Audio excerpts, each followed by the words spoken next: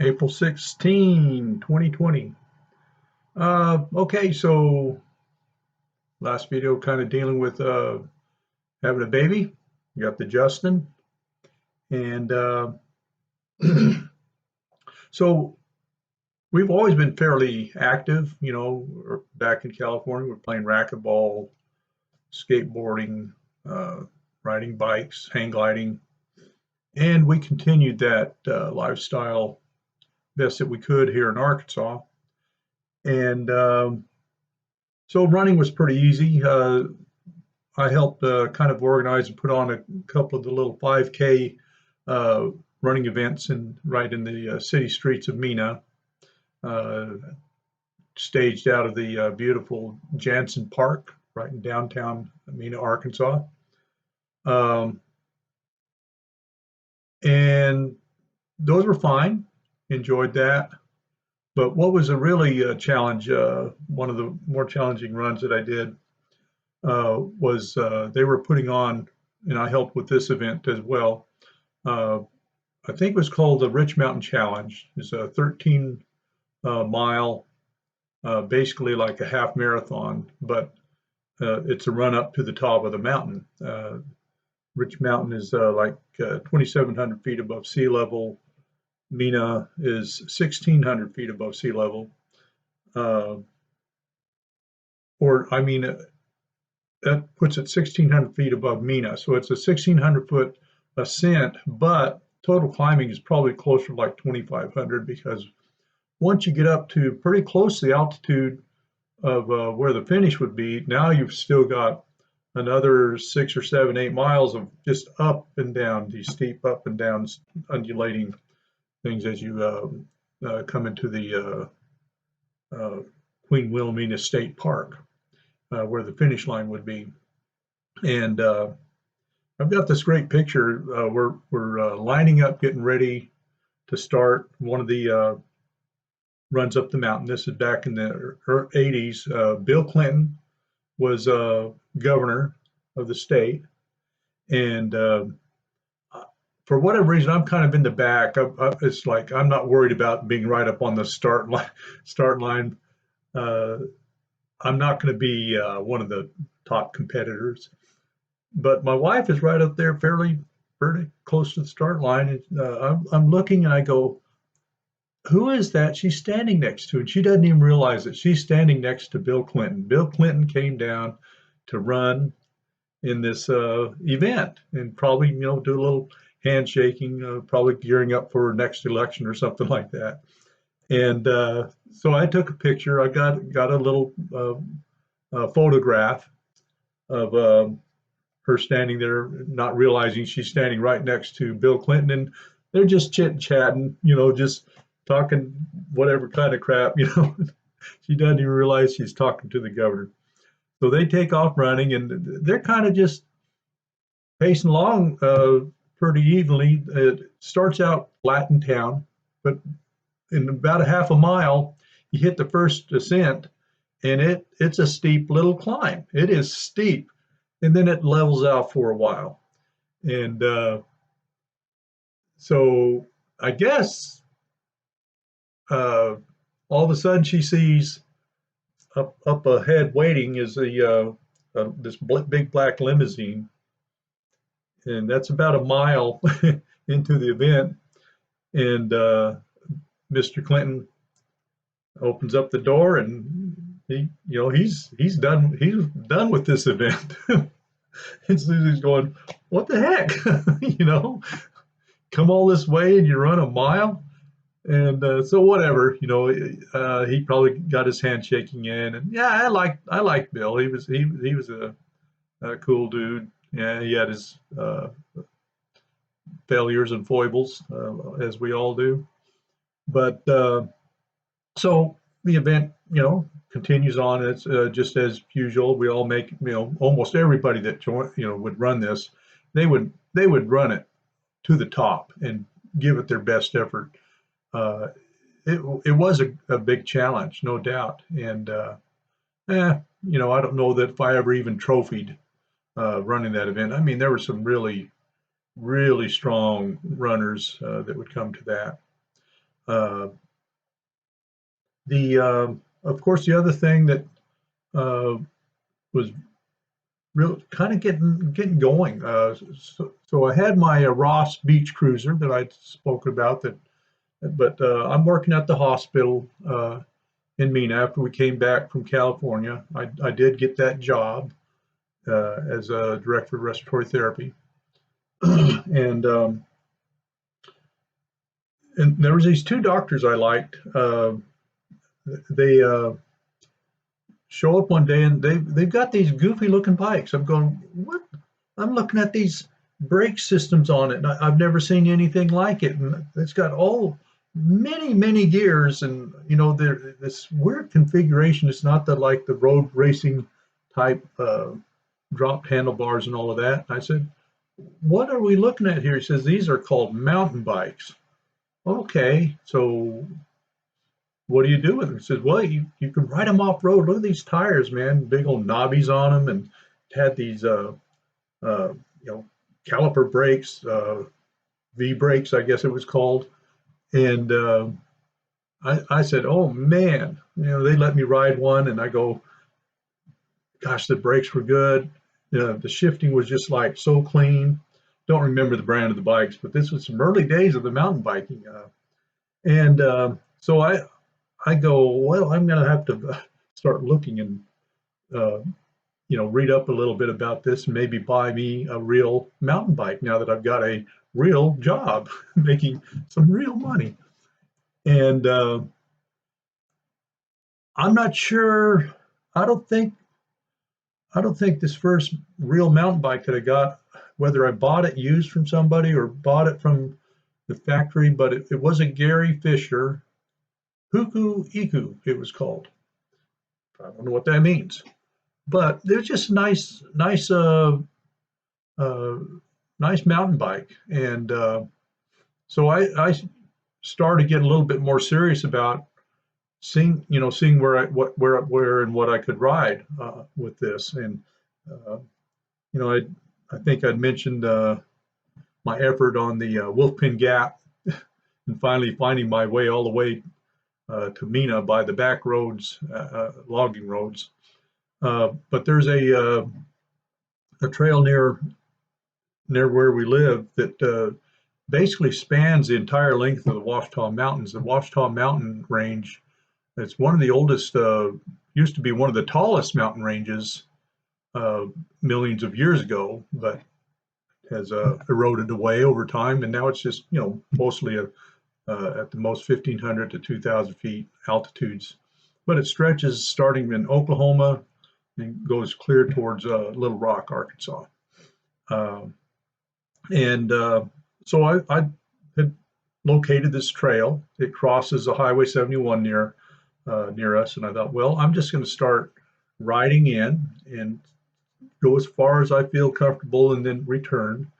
And each time I'd ride a little bit further, and I'd had my water bottles. And pretty soon I'm taking a little bit of lunch or something with me, and each time ride a little bit further. Okay, I remember this part of the trail, and getting more and more comfortable. And then one day, I don't know, I went up there, didn't even tell Susie that I was going, but going, going to ride that Ouachita Trail, heading, it's like near Mena, heading off towards Little Rock. Of course, that'd be a long way to make it to there. Uh, but I eventually decided I'm far enough in. I think I'd looked at maps. I knew there'd eventually be this dirt road, another dirt road. It's like I don't know how many miles, 20 miles or what, something down the road way. And I would easily then just dump down to this other highway, come back to my car. So I'm going and I'm going and I'm going, and pretty soon the trail is getting a lot harder, but I'm going, steep climbs, real rocky. But I'm going, I know I've got to be getting close to this road that dumps out. Pretty soon I'm walking the bike, just having to take a break and all, and I'd run out of water. I didn't bring this time I didn't bring anything to eat. And so my body is giving out. But I finally make to the dirt road. I coast all the way down, hit the highway. I have a good idea where I'm at, turn left, and I'm going to slowly start. I know I'm going to have a big climb to get up over the Ouachita Mountains to get back to my car. And the first house I saw, I pulled into their driveway and I explained my desperate situation. I said, I rode way too far and I'm out of water and Joe, let me, it was a sweet little old lady. She said, "Oh, you poor thing, let me get you something to drink." She pours me a nice glass of cold water and, uh, and she says, "You just sit here and cool down a little bit, no big rush." And I'm looking over on the counter, and here's this huge chocolate cake. And I said, "Oh, that sure is a good looking cake." I did say, "Hey, could I have a piece?" She goes, "Oh, would you like a piece?" Well, okay. She cuts me a big old piece of cake. I have another piece of cake, drink some milk, and um, gave me some energy back. So I'm heading on back. And I mean, just by road, this is probably like another 12 to 16 miles or something just to get back to the car. But I knew once I get to this turnoff, Highway 71, it would be a big climb. And indeed, as I started that climb, pretty soon I'm just walking, and this pickup sees me walking my bike, and he says, "Are you needing some assistance?" And I says, "Yeah, my bike's kind of broke down." I, I didn't want to fess up to what I messed up real bad. So he gave me a ride up to my car, and I'm just going, "Oh, Sue is just going to be frantic. She's probably got called the police to try to find me. I never even told her I was going anywhere." She's going, "I don't know. He just, I, I get to the property and she's out there just hanging clothes. How was your ride?" "Oh, it was good. Had a fun time." "Okay, great." So yeah, did a few stupid stuff like that. Yeah, out there by yourself. And and then another activity that we enjoyed back in California, racquetball. So we get up to uh, Arkansas. We're living in Mena, and I'm going, "Man, I miss racquetball." So we look it up and we say, "Well, there's some racquetball courts in Hot Springs, and that's just like an hour drive away." Um, so we get our equipment together and we head for Hot Springs. We find the racquetball courts, and it looks pretty good. Looks like a nice facility. So we go in there, and there's they said these other guys that are playing right now, they'll probably be done in a half hour or so. So we waited around, and pretty soon they cleared out. And we go in there, and we start playing a game, me and Sue, and we're slipping. This, what's wrong with this floor? And then we start looking around, and there's these splotches everywhere, and there's the splotches are on the walls and in the corner. And I'm going, "What the heck is this? I don't know." So we go out and we go, "We're going to need a different court, or there's something wrong. There's some stuff in there that's making us slip around." And they go in and they say, "Oh man, it even says so on the door, no chewing and spitting." These guys were chewing tobacco and they're playing racquetball and chewing and spitting all over the place. Okay, not coming back to that facility again. But it's Arkansas, that kind of stuff happens. Uh, and I don't know, I can't remember how, there's a fitness center in Mena. It's just this uh, was one of our running buddies, and he started the fitness center just because, hey, he was into fitness. He liked to run. He, did fishing and all this stuff, and thought this would be a good thing for the community. And there's a lot of weight machines and treadmills and all that kind of stuff you'd expect to see in a fitness center, and that was cool. We went in and took advantage of that. joined up, and you know, I got to mention to him, about our racquetball history. He says, "Oh man," I says, "I love racquetball." And I said, "Yeah, man, that's something we need here." And dang, if he didn't do it, he built 2 courts, added them onto the fitness center, and I mean, we were back in love and in heaven again with the racquetball, and it was really rapid the number of people that started playing racquetball. Some people that had done it before, others that would going, well, this looks like fun, rather than just going, oh, you're in there having a good time, and actually helped out on some of the building of the racquetball court. So that was good. Um,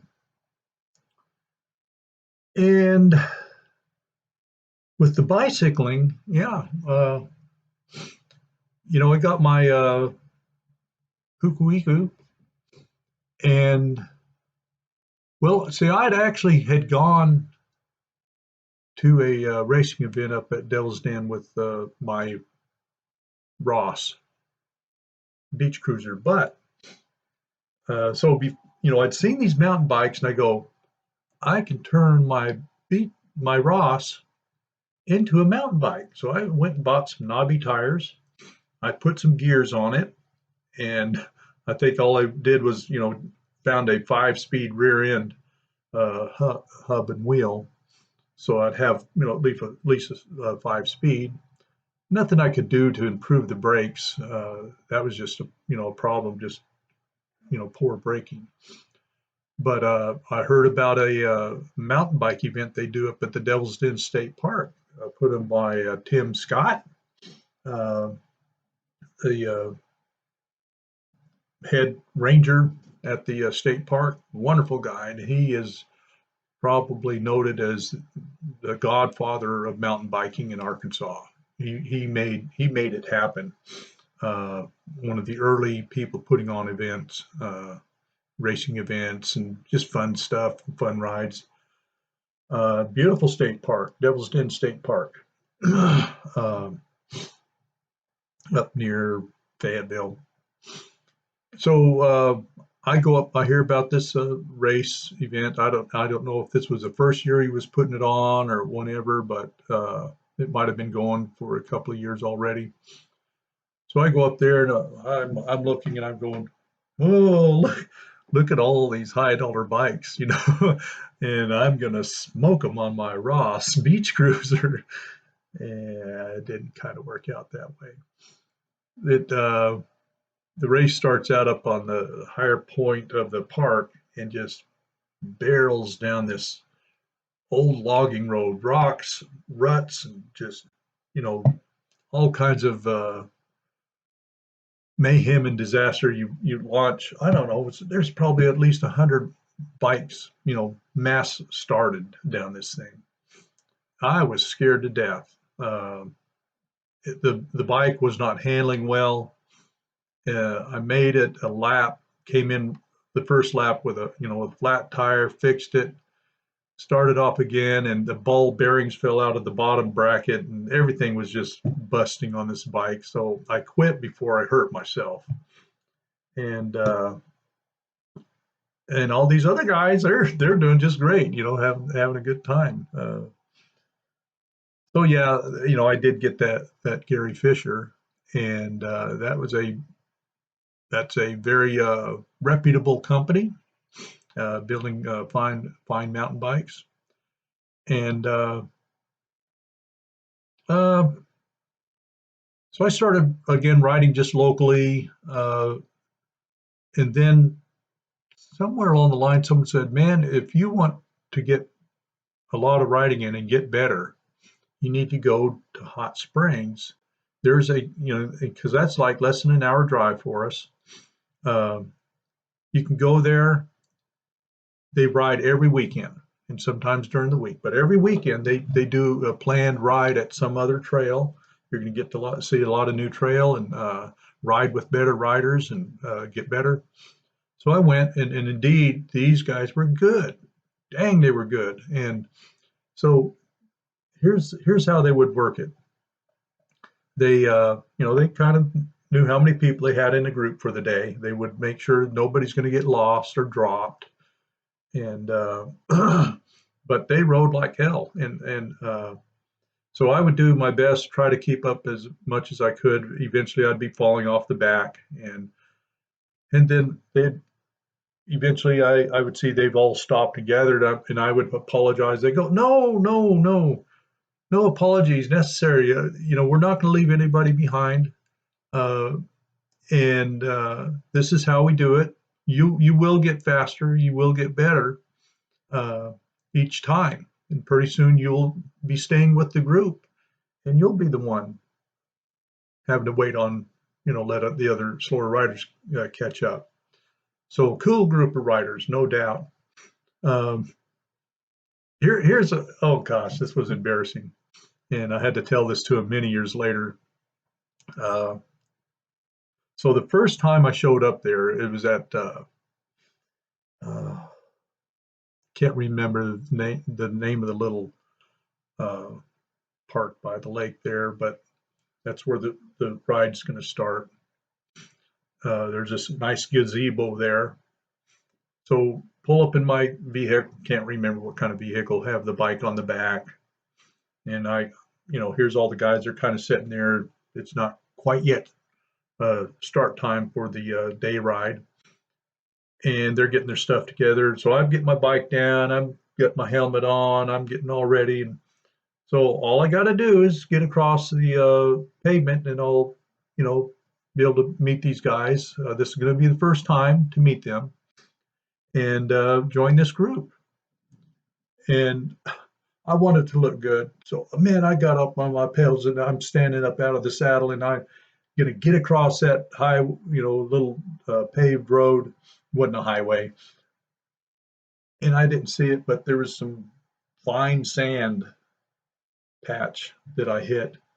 And here I am, I'm, leaning way forward, getting across, and that bike went out from underneath me. And bam, I go down, hit my shoulder, and just straightened myself up and ripped my pants. And I just got up, turned the bike around, loaded it up, and got out of there. And and since I never introduced myself there or anything, they just they all remembered it. This guy that showed up, and it was many years later. We were at one of our events, and I fessed up to, hey Gary, you remember a guy coming up to at the gazebo there and crashing in the road trying to ride just 20 feet? Yeah, I said, that was me. Oh man.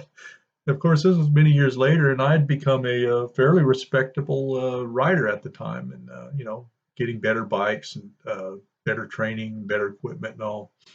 Uh, yeah, won many races, placed well in the series a number of years, and did a lot to advance mountain biking in the state. Kind of putting together the first statewide series, bringing all these races together and say, let's do this as a series. Guys will then be more encouraged to attend these other events, not just their little local events. And boy, that was a big step in the right direction right there.